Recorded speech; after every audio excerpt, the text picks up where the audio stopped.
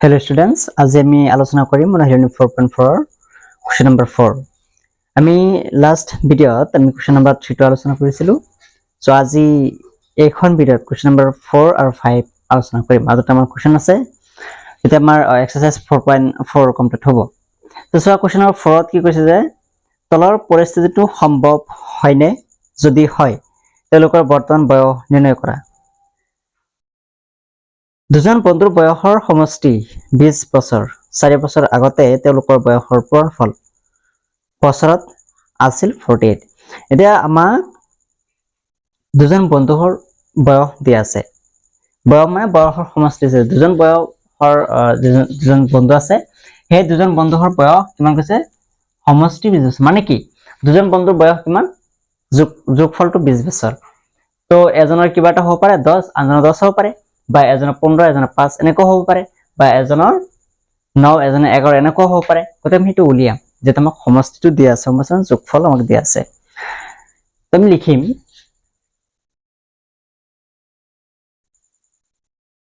solution যে তোমাক বয়স উলিয়াব কৈছে হয়নে তেতিয়া তেওঁলোকৰ বৰ্তমান বয়স উলিয়াব লাগে আমি ধৰি লম এজন বন্ধুৰ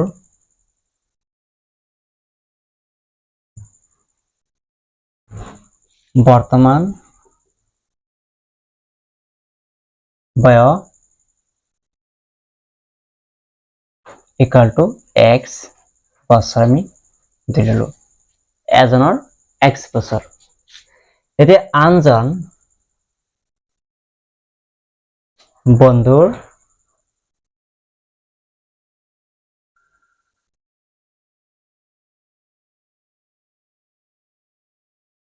বৰ্তমান বয়স হল কিমান কৈছে যে দুজন বন্ধুৰ বয়স যোগ কৰিলে কিমান হয় 20 বছৰ তেতিয়া কি কৰিম আমি চোৱা তোমাক যে এনেকুৱা কোৱেশ্চন এটা দিয়া থাকে যে দুটা সংখ্যা যোগ কৰিলে 20 পোৱা যায় হল দুটা সংখ্যা যোগ কৰিলে 20 পোৱা যায় তাৰে এটা সংখ্যা যে 5 হয় আনটো কিমান হ'ব এটা সংখ্যা যে 5 হয় তে আনটো কিমান হ'ব এই চোৱা দিয়া আছে এটো দুটা সংখ্যা এনেকুৱা দুটা সংখ্যা যোগ কৰিলে 20 হয় এতিয়া এটা যে 5 দিয়া থাকে তে আনটো কিমান হ'ব আমি এই 20 পৰা যে 5 টো বিয়োগ কৰি দিও তেতিয়া কিমান হ'ব আনটো 15 পাম হয়নে আপনি কি 15 আৰু 5 যোগ কৰিলে 20 হয় মানে এই দুটা সংখ্যাৰ যোগফল 20 হয় আমাক কৈছিল এতিয়া দুজন বন্ধুৰ বয়সৰ যোগফল দিয়া আছে সমষ্টি দিয়া আছে 20 বছৰ তেতিয়া আমি আনজন বন্ধুৰ বয়স উলিয়াব পাৰি এজনৰ জানো আমি x বছৰ দিয়া আনজনৰ কিমান পাম 20 - x বছৰ কৰিলেই আনজনৰ বয়স উলিয়াই যাব হল এতিয়া প্ৰশ্ন মতে ছয় কি কৈছে এক সেকেন্ড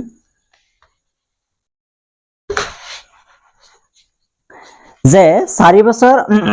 আগতে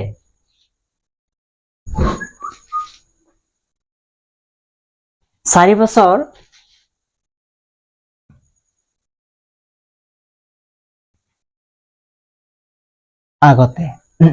এতিয়া 4 বছৰ আগতে মানে কিমান হ'ব যে বয়সটি কিমান যোগ কৰিম বিয়োগ কৰিম আলটিমেটলি 4 বছৰ বিয়োগ কৰিব লাগিব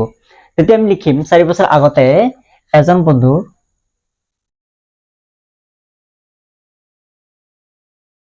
বয়স কিমান হ'ব x - 4 হল আমি 4 বছৰ আগৰ বন্ধুৰ বয়স কিমান হ'ব বৰ্তমান বয়স x তাৰে পৰা আমি 4 বিয়োগ কৰিম হল এটা আনজনৰ কিমান হ'ব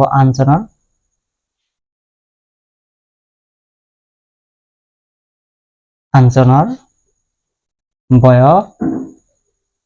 ইকুয়াল টু কিমান আছে 20 - x তাৰে পৰা কিমান বিয়োগ কৰিম 4 বছৰ বিয়োগ কৰিম কাৰণ 4 বছৰ আগত বুলি কৈছে এতিয়া আমি কি কৰিম যে এতিয়া এই বয়স দুটা আমাক পূৰণফল উলিয়াব কৈছে পূৰণফল কিমান বুলি কৈছে 48 বুলি কৈছে according to question so according to question কি কৈছে x - 4 এই বয়স দুটাৰ পূৰণফল এতিয়া এইটোৰ পৰা আমি কিমান পাম 20 16 - x আহিব হয়নে তে 16 - x = 48 পাম হল এইটো 20 পৰা 4 গলে কিমান পাম 16 এতিয়া আমি এইটো এতিয়া আমি কি কৰিম এইটো বাৰ ইয়াৰ লগত পূৰণ কৰি দিম আকৌ এইটো ইয়াৰ লগত পূৰণ কৰিম যে x এইখিনি লগত পূৰণ কৰা 16 - x আকৌ -4 16 - x লগত পূৰণ কৰা কিমান হ'ব 48 হ'ব এতিয়া 16x - x into x x square minus 4 16 গুণ কিমান হ'ব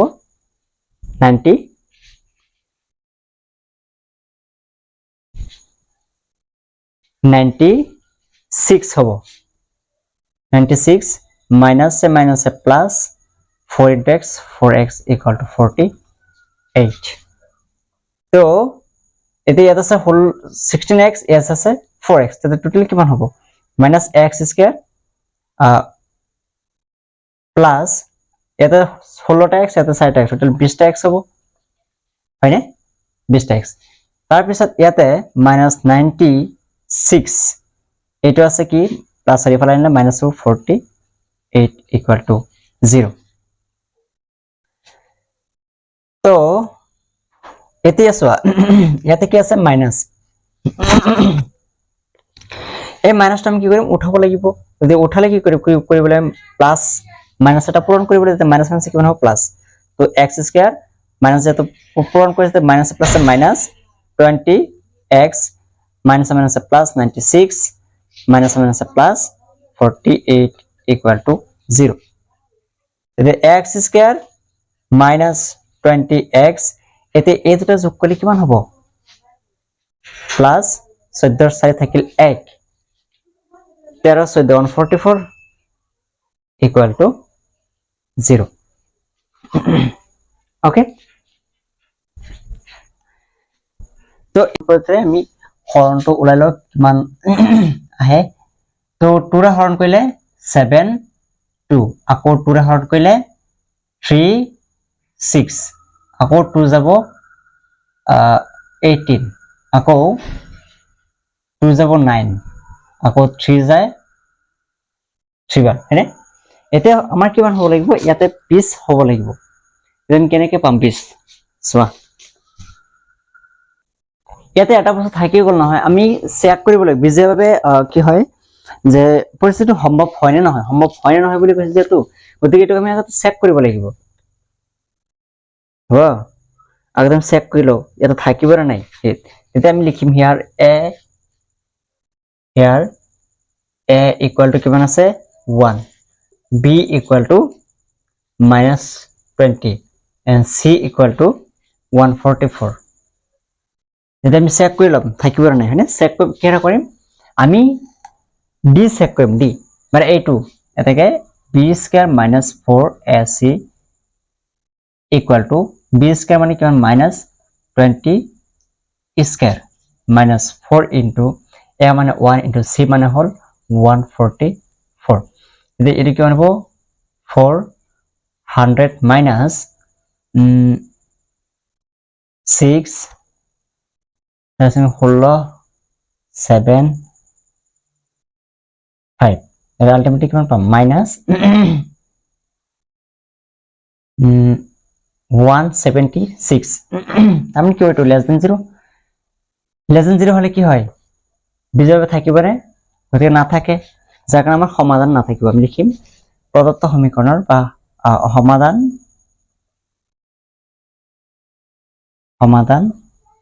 না থাকিব হল সমাধান না থাকিব গতিকে সমাধান না থাকে তারও করব দরকারই নাই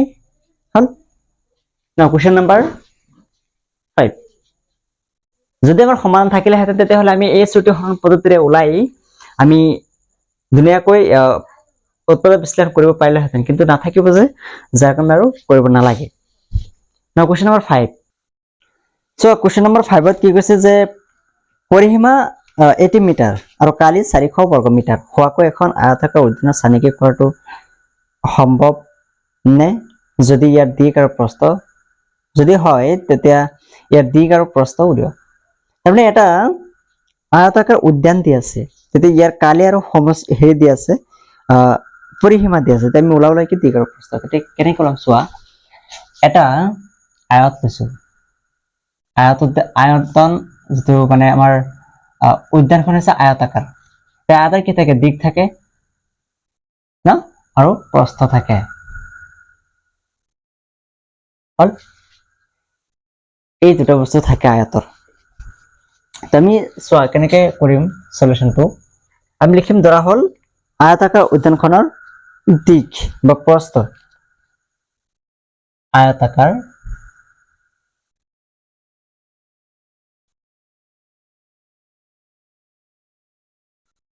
উদ্যানৰ প্ৰস্থ ইকুয়াল টু কিমান লিখিম x মিটাৰ হল আৰু আয়তাকাৰ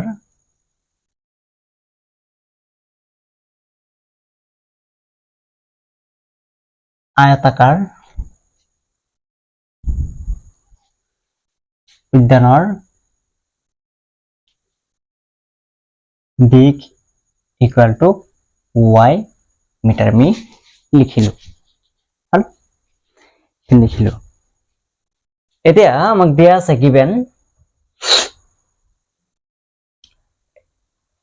এবাৰ অ্যাকৰ্ডিং টু কোশ্চেন আমি লিখিব পাৰো অ্যাকৰ্ডিং টু কোশ্চেন আমাক কালি কিমান দিয়া আছে পৰিসীমা দিয়া আছে না পৰিসীমা 80 মিটাৰ যে আয়তাকাৰ বা আয়তৰ পৰিসীমা দিয়া আছে পৰিসীমা আয়তাকাৰ উদ্যানৰ পৰিসীমা দিয়া আছে পৰিসীমা কিমান দিয়া আছে 80 মিটাৰ বুলি কৈছে তেতিয়া আমি জানো যে আয়তৰ পৰিসীমা কি আয়তৰ পৰিসীমা কি আছিল 2 ইনটু দিক প্লাস প্ৰস্থ হয়নে 2 ইনটু দিক মানে হল x এটো লিখিব পাৰে নাকি লিখিয়ে দিও দিক প্লাস প্ৰস্থ হল আয়তৰ পৰিসীমা ইকুয়াল টু 80 মিটাৰ মানে এই পৰিসীমাৰ ঠাইতে আমি লিখিলো এতিয়া 2 ইনটু দিক মানে হল x সরি প্রস্থ মানে হল x আর দিক মানে হল y ইকুয়াল টু 80 তে y plus x equal to কিমান পাম 80 বাই 2 এই টু পূরণ হৈ আছে ফেলে হৰণ দিকে 40 আলটিমেটলি আমি যদি x টো রাখো তেতে কিমান পাম 40 minus y এই ওটো পঠাই দিছো ফেলে সমীকরণ নাম্বার 1 আকৌ again সো আকৌ কি কৈছে যে ইয়াৰ কালি দি আছে আয়তাকাৰ উদ্যানৰ কালি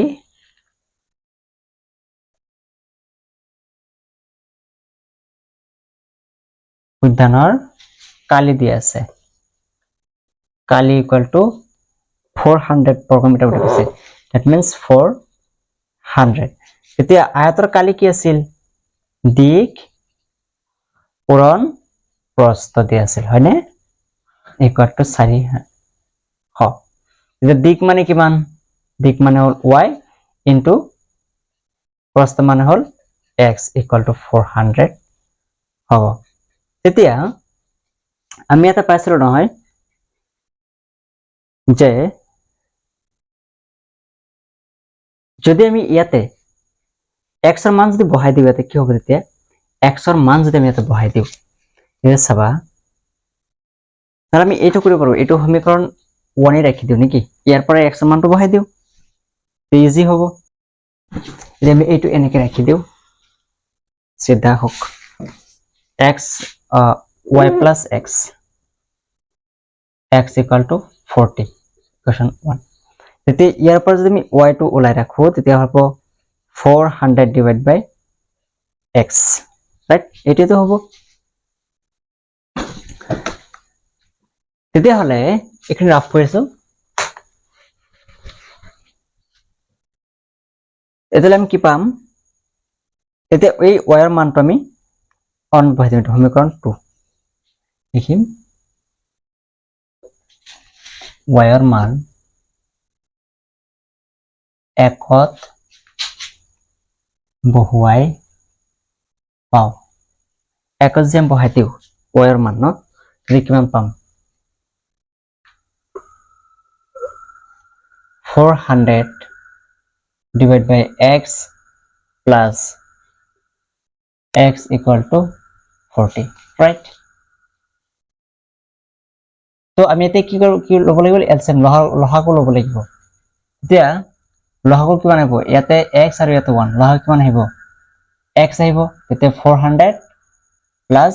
এতলত কিমান আছে 1 1 ৰ লগত x পূৰণ কৰিলে x পোৱা যায় সেই x আকৌ ইয়াৰ লগত পূৰণ কৰিলে x স্কয়াৰ ইকুৱেল টু 400 সৰি 40 140 তেতিয়া আমি কিমান পাম 400 প্লাস x স্কয়াৰ এই x টো পঠাই দিলে ফালে হৰণ আছে ফালে গলে কি হ'ব পূৰণ রাইট আমি যে সদায় লিখো x square minus 40 x plus 400 equal to 0 okay এতিয়া আমি ইয়াৰ ছুটি হৰণ পদ্ধতিৰে হৰণ উলিয়ালো কি হৰণ কোনটো লম 400 তো 400 হৰণ কৰিলে কিমান পাম 2 ৰে 200 আকৌ 2 ৰে 100 50 25 5 আৰু 5 এতে ইয়াৰ পৰা আমি উলিয়াব লাগিব যদি 40 হয় হয়নে এটা সংখ্যা উলিয়াবলৈ যেটা যোগ কৰিলে কি হয় 40 হয় বা বিয়োগ কৰিলে 40 হয় এতিয়া আমি যেটো এনেকে লও এই 2 2 গুণ 4 তাৰ লগত আহিব 5 4 5 গুণ কিমান 20 প্লাস 2 2 গুণ 4 4 5 গুণ 20 হল এটা লিখিব পাৰো ইমপ্লিসিট x স্কয়ার মাইনাস 40 ঠাইত লিখিম 20 প্লাস 20 ব্র্যাকেট লগত x আছে x প্লাস 400 ইকুয়াল টু 0 তো x স্কয়ার মাইনাস 20 লগত x আছে x minus plus minus 20 x plus 400 equal to 0 এতে এই দুটা পৰা কমন কি আহে x আহে কমন অকল থাকিব কি x মাইনাস 20 থাকিল হয়নে এই x স্কয়ার আছে x আহিল x আর থাকিল মাইনাস 20 থাকিল x লৈ আহিলো এসো আমাৰ এটা মাইনাস দিলু এতে এইটো বস্তুৰ এইটো সেম হয় গতিকে x মাইনাস 20 দিলু এটা সোয়া ইয়াৰ পৰা 20x ৰ পৰা x হৈছিল থাকিল কি 20 বহাইতে খেলা হল যে x এটা কমন এটা লিখিলো এইটো আৰু এইটো x minus 20 তাৰ পিছত এই দুটা পাৰ্ট লিখি দিয়া যে x minus 20 equal to 0 সমান কৰি দিয়া x minus 20 equal to 0 or x minus 20 equal to 0 the x equal to 20 or x equal to 20 right তো দুটা পজিটিভ আছে গতিকে আমাৰ x মানে কোনটো আছিল এতে x ৰ মান পাইছে আমি এতে x ৰ মান আমি সমীকৰণ 1 বা 2 বহাই দিলে কয়ৰ মান ওলাই যাব হয়নে যে আমি লিখিম x ৰ মান 2ত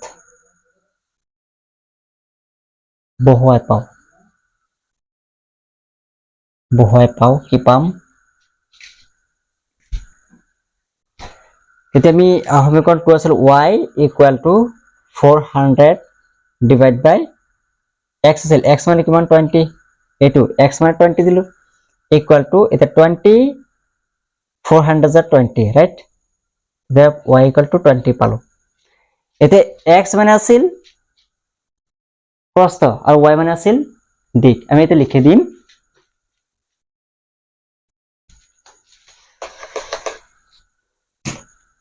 যে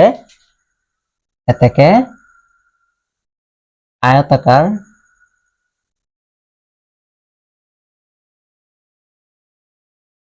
উদ্যানৰ প্ৰস্থ equal 20 মিটাৰ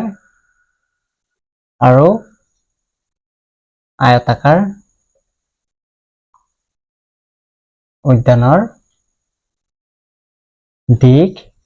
equal to কিমান পাইছে 20 মিটাৰ দিক মানে কি আছিল y হল কিমান 20 মিটাৰ ৰাইট আমাৰ অনলাইন 4.4 কমপ্লিট হল এইখিনি আছিল তো আমি নেক্সট ভিডিওত আমি বেলেগ নতুন চেপ্টাৰ ষ্টাৰ্ট কৰিম তো আজি ভিডিওখন ইয়াতে সমাপ্ত কৰিছো যদি তোমালোকৰ কিবা বাকি থাকে বুজিবলৈ কমেন্টৰ জৰিয়তে খুদিব পাৰা লাইক কৰিবা শেয়াৰ কৰিবা আৰু তোমাৰ বন্ধু সকললৈ শেয়াৰ কৰিবা thank you for watching this video have a nice day